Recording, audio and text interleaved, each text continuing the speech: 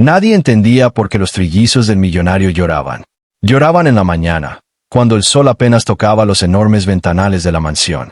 Lloraban al mediodía, mientras las niñeras intentaban distraerlos con juguetes importados de Europa.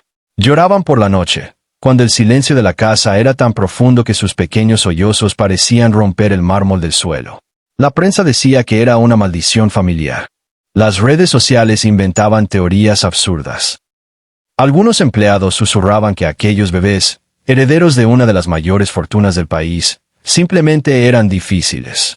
Pero la verdad era mucho más dolorosa. El dueño de aquella mansión, Alejandro Montenegro, era un hombre acostumbrado a resolverlo todo con dinero. Empresario brillante, dueño de hoteles, constructoras y fundaciones benéficas, había construido un imperio desde cero. Para el mundo, era un ejemplo de éxito. Para las revistas, el soltero más codiciado. Hasta que conoció a Valeria. Valeria no se enamoró de su fortuna. Se enamoró del hombre tímido que se escondía detrás del traje caro. Se casaron en una ceremonia sencilla, lejos de las cámaras. Y cuando supieron que no esperaban uno, sino 3 bebés, Alejandro lloró como nunca antes. Pero la felicidad duró poco. Valeria murió durante el parto. Ese mismo día nacieron los trillizos, Mateo, Sofía y Tomás. 3 pequeños corazones que llegaron al mundo mientras el corazón de su madre dejaba de latir. Desde entonces, algo cambió en Alejandro. No podía mirar a sus hijos sin recordar lo que había perdido. No podía sostenerlos sin sentir una culpa que lo ahogaba. Contrató a las mejores niñeras, pediatras, especialistas en sueño infantil. Compró cunas inteligentes, música relajante, cámaras de vigilancia de última generación. Pero los bebés lloraban. Lloraban como si al alma las doliera. Las niñeras se turnaban, agotadas. Una duró una semana. Otra, apenas 3 días. Nunca he visto algo así, decía una mientras recogía sus cosas. Es como si sintieran que algo les falta. Alejandro empezó a evitar la habitación de los niños. Se quedaba hasta tarde en la oficina, firmando contratos que ya no le importaban. Cuando llegaba a casa, escuchaba el eco de los llantos desde el pasillo, y su pecho se cerraba. Una noche, mientras los bebés lloraban sin parar, una figura observaba desde la puerta. Era Carmen, la limpiadora. Carmen llevaba años trabajando en la casa.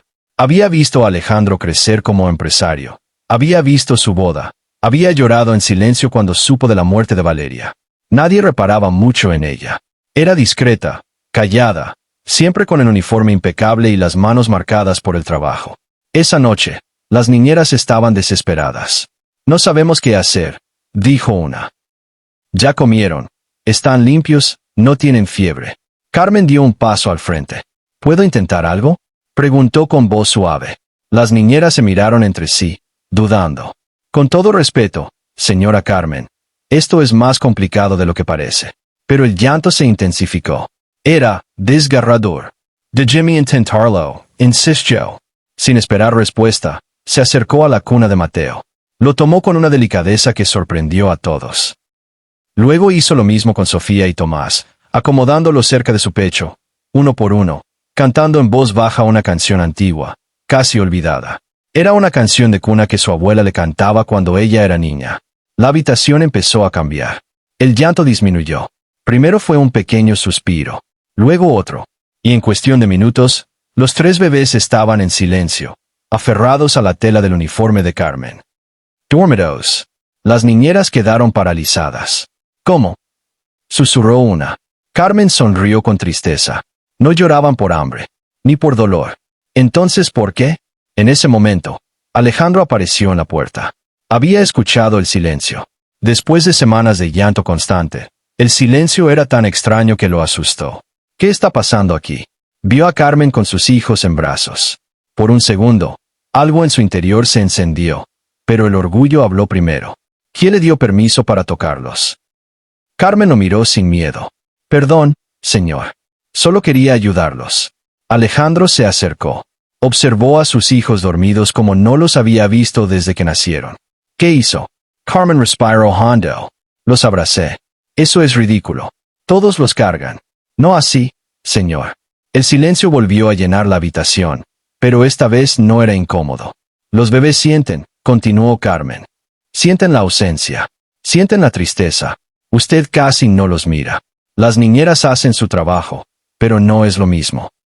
Ellos no necesitan juguetes caros, necesitan a su papá. Las palabras cayeron como un golpe.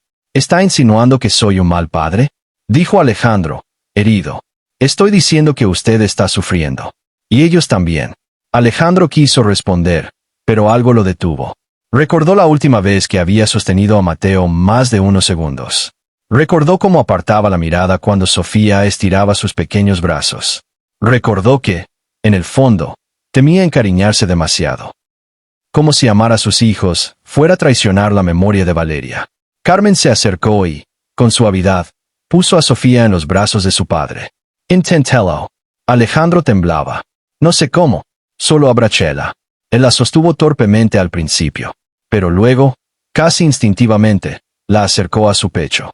Sofía se movió, abrió los ojos por un segundo, y sonrió dormida. Alejandro sintió que algo dentro de él se rompía. Las lágrimas que había contenido durante meses empezaron a caer. Tenía miedo, susurró. Cada vez que los veo a Valeria. Y me duele tanto que prefiero huir. Carmen lo escuchó en silencio. Ella no querría que huyera, dijo con dulzura. Ella los amó antes de conocerlos. Usted es lo único que tienen. Mateo empezó a inquietarse. Alejandro, sin pensarlo, lo tomó también. Luego Tomás. Por primera vez desde el hospital, sostuvo a sus 3 hijos al mismo tiempo. Y no lloraron. La noticia se extendió entre los empleados como un milagro. Esa noche, la mansión no escuchó llantos, sino un susurro suave de respiraciones tranquilas. Pero el verdadero cambio no fue el silencio. Fue Alejandro. Al día siguiente canceló reuniones. Pasó la mañana en la habitación de los bebés. Aprendió a cambiar pañales. Cantó, desafinando, la misma canción que Carmen había entonado. Se permitió llorar frente a sus hijos. Les habló de su madre. Les prometió que siempre estaría ahí. Y los bebés dejaron de llorar sin razón. Alejandro llamó a Carmen a su despacho días después. Ella entró nerviosa, pensando que quizá había cruzado un límite. Quiero agradecerle, dijo él. Usted hizo lo que nadie más pudo. Solo les di cariño, señor. Me dio una lección que ni todo mi dinero pudo comprar. Alejandro tomó una decisión inesperada. No solo aumentó el salario de Carmen. Creó un centro de apoyo para padres que habían perdido a sus parejas en el parto, en honor a Valeria. Un lugar donde el duelo y la crianza no fueran caminos solitarios. Lo llamó Casa Valeria. Pero lo más importante ocurrió en lo privado. Cada noche, antes de dormir, Alejandro se sentaba en el suelo de la habitación infantil. Colocaba a los trillizos sobre una manta y les contaba historias sobre su madre. Sobre cómo amaba el mar. Sobre cómo reía cuando él intentaba cocinar. Sobre el día en que supieron que serían 5. Un año después, la mansión era otra. Donde antes había ecos de llanto, ahora había risas. Donde antes había silencio frío, ahora había juguetes desordenados y canciones repetidas. Una tarde, mientras los trillizos daban sus primeros pasos tambaleantes hacia su padre, Carmen observaba desde la puerta, con los ojos brillantes. Alejandro la miró. Gracias, dijo sin palabras. Ella negó con la cabeza. No fui yo. Fue el amor que ya estaba aquí. Porque al final, los trillizos no lloraban por capricho. Lloraban porque los bebés, aunque pequeños, entienden el lenguaje del corazón. Y cuando un corazón duele, otros lo sienten. Nadie entendía por qué lloraban, hasta que alguien que no tenía títulos ni fortuna recordó lo más simple y lo más poderoso del mundo, que ningún niño necesita más que unos brazos sinceros que lo sostengan. El dinero puede construir mansiones, pero solo el amor puede convertirlas en hogar.